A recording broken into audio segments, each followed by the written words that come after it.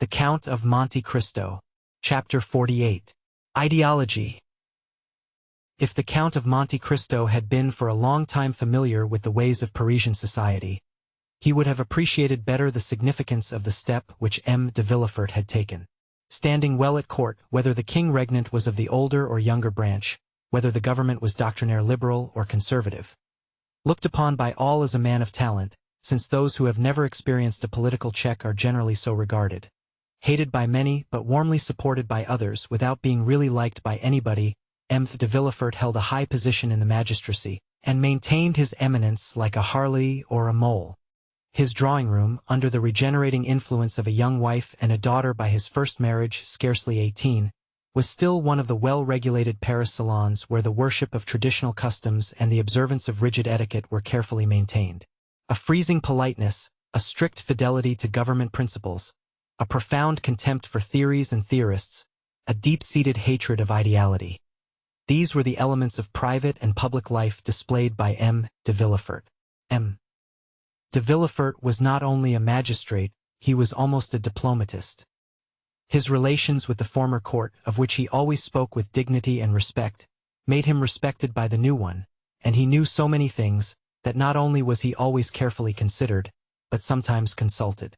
Perhaps this would not have been so had it been possible to get rid of M. de Villefort. But, like the feudal barons who rebelled against their sovereign, he dwelt in an impregnable fortress. This fortress was his post as king's attorney, all the advantages of which he exploited with marvelous skill, and which he would not have resigned but to be made deputy, and thus to replace neutrality by opposition. Ordinarily M. de Villefort made and returned very few visits. His wife visited for him, and this was the received thing in the world, where the weighty and multifarious occupations of the magistrate were accepted as an excuse for what was really only calculated pride, a manifestation of professed superiority. In fact, the application of the axiom, pretend to think well of yourself, and the world will think well of you, an axiom 100 times more useful in society nowadays than that of the Greeks. Know thyself, a knowledge for which, in our days, we have substituted the less difficult and more advantageous science of knowing others. To his friends M. de Villefort was a powerful protector. To his enemies, he was a silent but bitter opponent. For those who were neither the one nor the other, he was a statue of the law-made man.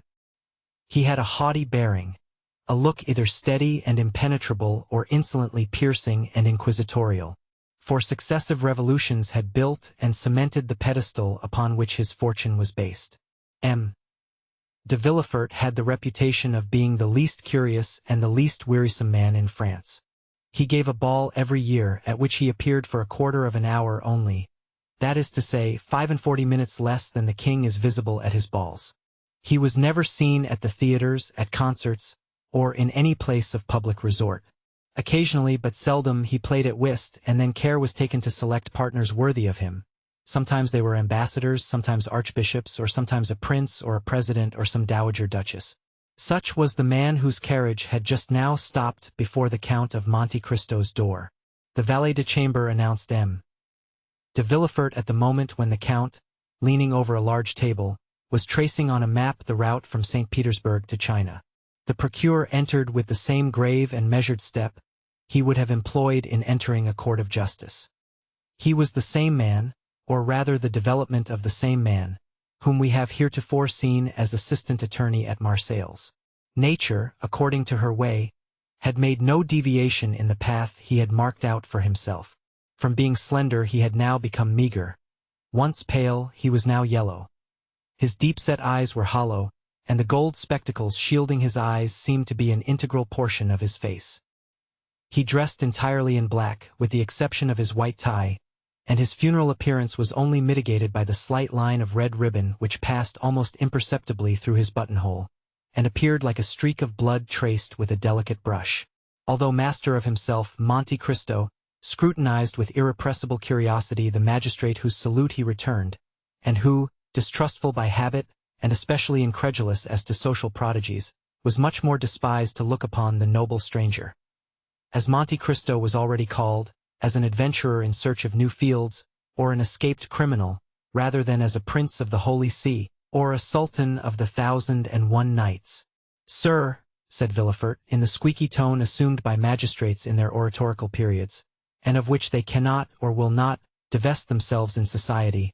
Sir, the signal service which you yesterday rendered to my wife and son has made it a duty for me to offer you my thanks. I have come, therefore, to discharge this duty, and to express to you my overwhelming gratitude. And as he said this, the eye severe of the magistrate had lost nothing of its habitual arrogance. He spoke in a voice of the procureur general, with the rigid inflexibility of neck and shoulders which caused his flatterers to say, as we have before observed, that he was the living statue of the law. Monsieur, replied the Count with a chilling air, I am very happy to have been the means of preserving a son to his mother, for they say that the sentiment of maternity is the most holy of all, and the good fortune which occurred to me, monsieur, might have enabled you to dispense with a duty which, in its discharge, confers an undoubtedly great honor, for I am aware that M. de Villefort is not usually lavish of the favor which he now bestows on me, a favor which, however estimable, is unequal to the satisfaction which I have in my own consciousness. Villefort, astonished at this reply, which he by no means expected, started like a soldier who feels the blow leveled at him over the armor he wears, and a curl of his disdainful lip indicated that from that moment he noted in the tablets of his brain that the Count of Monte Cristo was by no means a highly bred gentleman. He glanced around in order to seize on something on which the conversation might turn, and seemed to fall easily on a topic. He saw the map which Monte Cristo had been examining when he entered, and said, You seem geographically engaged, sir? It is a rich study for you, who, as I learn, have seen as many lands as are delineated on this map. Yes, sir, replied the Count. I have sought to make of the human race, taken in the mass, what you practice every day on individuals, a physiological study. I have believed it was much easier to descend from the whole to a part than to ascend from a part to the whole. It is an algebraic axiom which makes us proceed from a known to an unknown quantity, and not from an unknown to a known. But sit down, sir, I beg of you. Monte Cristo pointed to a chair, which the procureur was obliged to take the trouble to move forwards himself, while the Count merely fell back into his own, on which he had been kneeling when M. Villefort entered. Thus the Count was halfway turned towards his visitor, having his back towards the window, his elbow resting on the geographical chart which furnished the theme of conversation for the moment, a conversation which assumed, as in the case of the interviews with Danglars and Morcerf, a turn analogous to the persons, if not to the situation. Ah, you philosophize, replied Villefort after a moment's silence, during which, like a wrestler who encounters a powerful opponent, he took breath. Well, sir, really, if, like you, I had nothing else to do, I should seek a more amusing occupation. Why, in truth, sir, was Monte Cristo's reply, man is but an ugly caterpillar for him who studies him through a solar microscope. But you said, I think, that I had nothing else to do. Now, really, let me ask, sir, have you?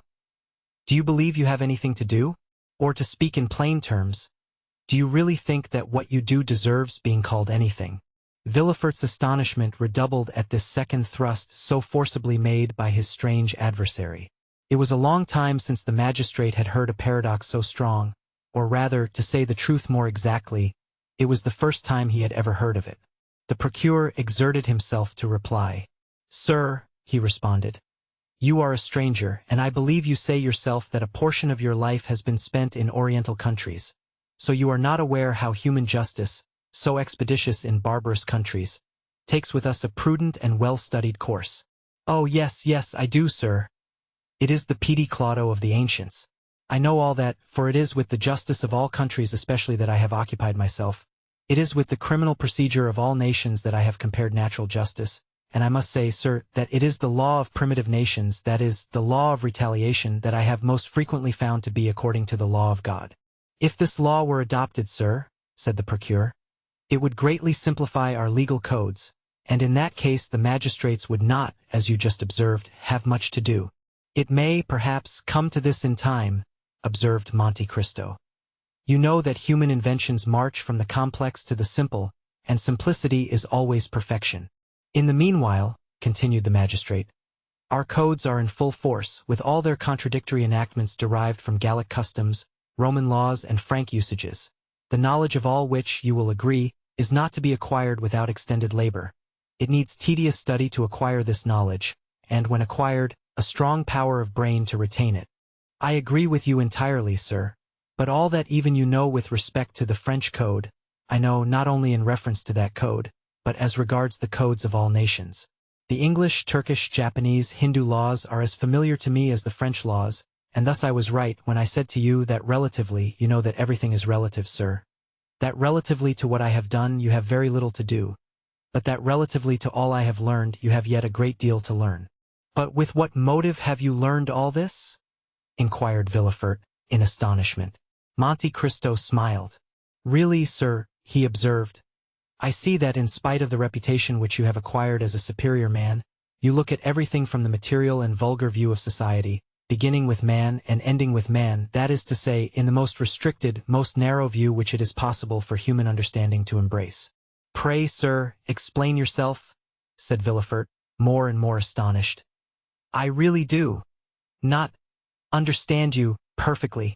I say, sir, that with the eyes fixed on the social organization of nations, you see only the springs of the machine, and lose sight of the sublime workman who makes them act.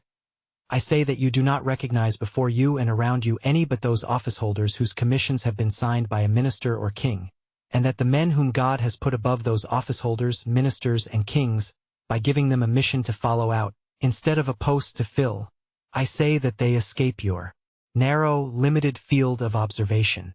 It is thus that human weakness fails, from its debilitated and imperfect organs. Tobias took the angel who restored him to light for an ordinary young man. The nations took Attila, who was doomed to destroy them, for a conqueror similar to other conquerors, and it was necessary for both to reveal their missions, that they might be known and acknowledged. One was compelled to say, I am the angel of the Lord, and the other, I am the hammer of God, in order that the divine essence in both might be revealed. Then, said Villefort, more and more amazed, and really supposing he was speaking to a mystic or a madman, you consider yourself as one of those extraordinary beings whom you have mentioned? And why not? Said Monte Cristo coldly. Your pardon, sir, replied Villefort, quite astounded.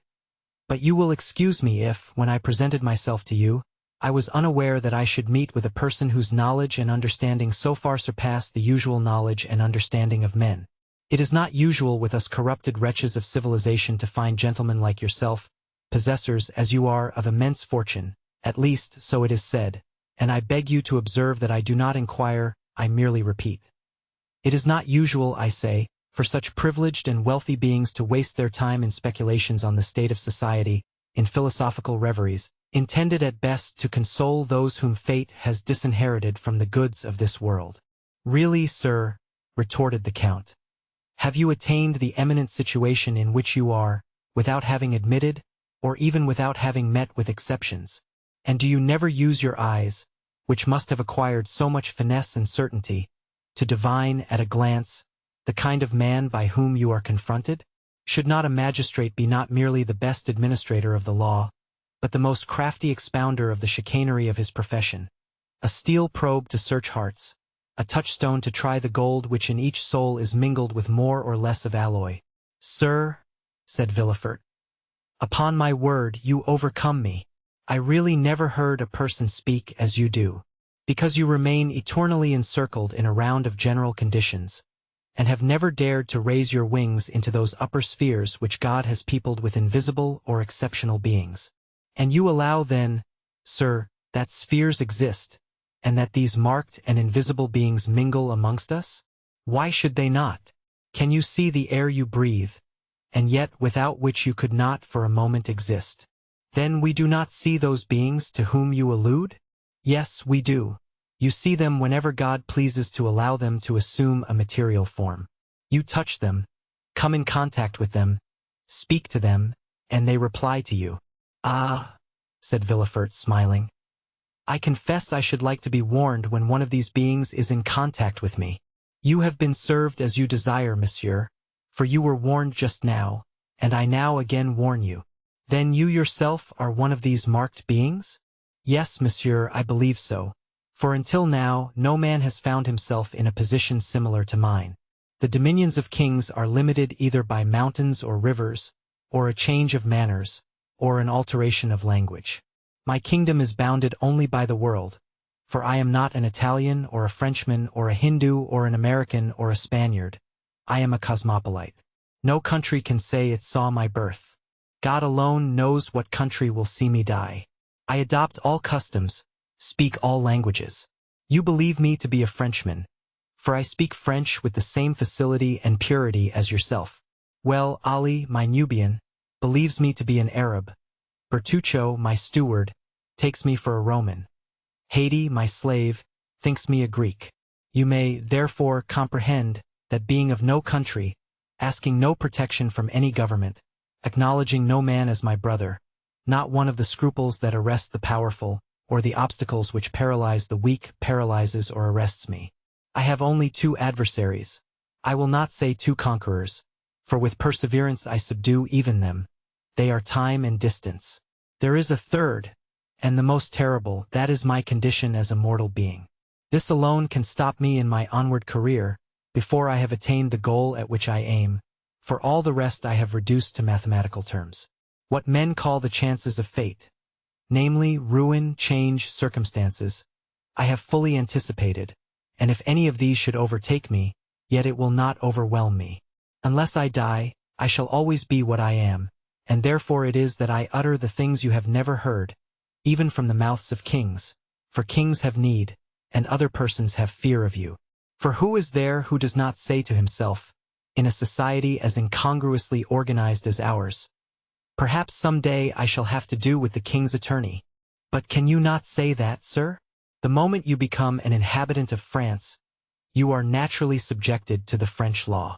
I know it, sir, replied Monte Cristo.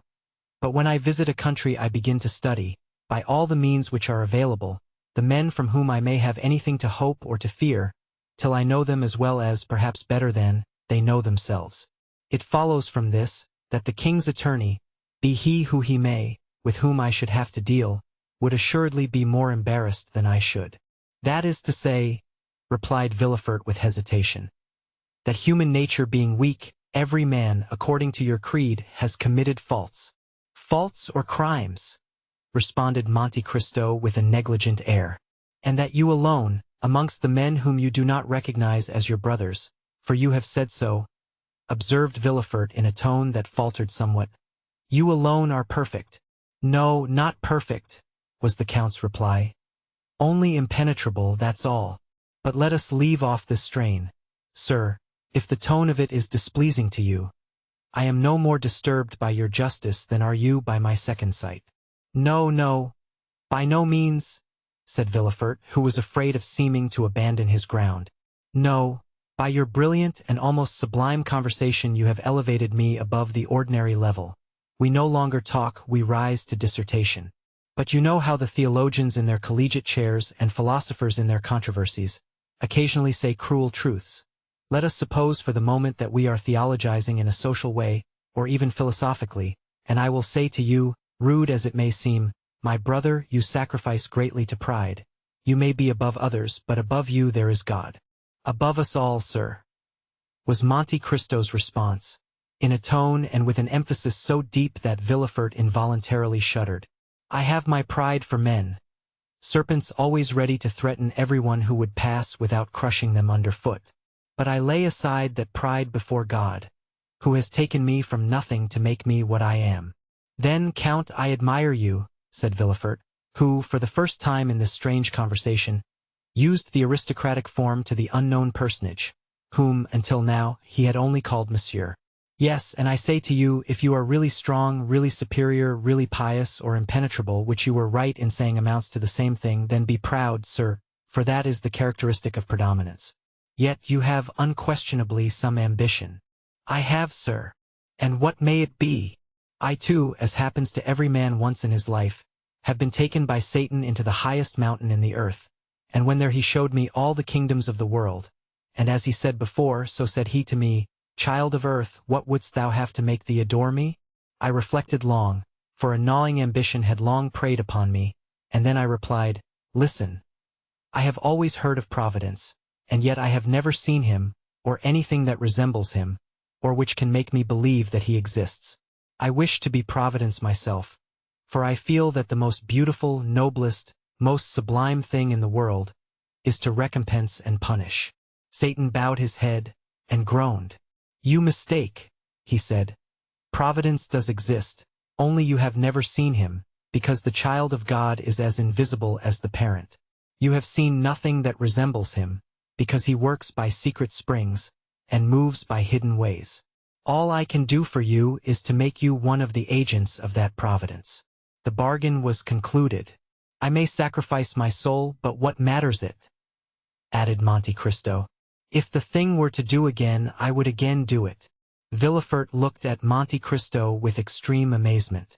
Count, he inquired, have you any relations? No, sir. I am alone in the world. So much the worse. Why? Asked Monte Cristo. Because then you might witness a spectacle calculated to break down your pride. You say you fear nothing but death. I did not say that I feared it. I only said that death alone could check the execution of my plans. And old age. My end will be achieved before I grow old. And madness. I have been nearly mad. And you know the axiom, non bis in idem. It is an axiom of criminal law, and consequently you understand its full application. Sir, continued Villefort, there is something to fear besides death, old age, and madness. For instance, there is apoplexy, that lightning stroke which strikes but does not destroy you, and yet which brings everything to an end. You are still yourself as now, and yet you are yourself no longer. You who, like Ariel, verge on the angelic, are but an inert mass, which, like Caliban, verges on the brutal. And this is called in human tongues, as I tell you, neither more nor less than apoplexy. Come, if so you will, count and continue this conversation at my house. Any day you may be willing to see an adversary capable of understanding and anxious to refute you, and I will show you my father M. Noirtier de Villefort, one of the most fiery Jacobins of the French Revolution. That is to say, he had the most remarkable audacity, seconded by a most powerful organization. A man who has not, perhaps, like yourself, seen all the kingdoms of the earth, but who has helped to overturn one of the greatest. In fact, a man who believed himself, like you, one of the envoys not of God, but of a supreme being. Not of providence, but of fate. Well, sir, the rupture of a blood vessel on the lobe of the brain has destroyed all this. Not in a day, not in an hour, but in a second. Noirtier, who, on the previous night, was the old Jacobin, the old senator, the old Carbonaro, laughing at the guillotine, the cannon, and the dagger of Noirtier, playing with revolutions, of Noirtier, for whom France was a vast chessboard, from which pawns, rooks, knights, and queens were to disappear, so that the king was checkmated. Noirtier, the redoubtable, was the next morning poor Noirtier, the helpless old man, at the tender mercies of the weakest creature in the household. That is his grandchild Valentine. A dumb and frozen carcass, in fact, living painlessly on, that time may be given for his frame to decompose without his consciousness of its decay. Alas, sir, said Monte Cristo, this spectacle is neither strange to my eye nor my thought. I am something of a physician, and have, like my fellows, sought more than once for the soul in living and in dead matter. Yet, like Providence, it has remained invisible to my eyes, although present to my heart. 100 writers since Socrates, Seneca, St. Augustine, and Gall have made, in verse and prose, the comparison you have made, and yet I can well understand that a father's sufferings may effect great changes in the mind of a son. I will call on you, sir, since you bid me contemplate, for the advantage of my pride, this terrible spectacle, which must have been so great a source of sorrow to your family. It would have been so unquestionably, had not God given me so large a compensation. In contrast with the old man, who is dragging his way to the tomb, are two children just entering into life, Valentine, the daughter by my first wife, Mademoiselle Renée de Saint-Méran, and Edward, the boy whose life you have this day saved. And what is your deduction from this compensation, sir? Inquired Monte Cristo. My deduction is, replied Villefort, that my father, led away by his passions, has committed some fault unknown to human justice, but marked by the justice of God. That God, desirous in his mercy to punish but one person, has visited this justice on him alone. Monte Cristo, with a smile on his lips, uttered in the depths of his soul a groan which would have made Villefort fly had he but heard it. Adieu, sir, said the magistrate, who had risen from his seat. "I leave you bearing a remembrance of you, a remembrance of esteem which I hope will not be disagreeable to you when you know me better, for I am not a man to bore my friends, as you will learn. Besides, you have made an eternal friend of Madame de Villefort."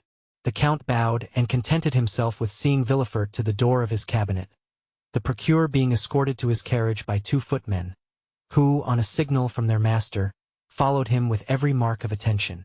When he had gone, Monte Cristo breathed a profound sigh and said, "Enough of this poison. Let me now seek the antidote." Then sounding his bell, he said to Ali, who entered, "I am going to Madame's chamber. Have the carriage ready at 1 o'clock."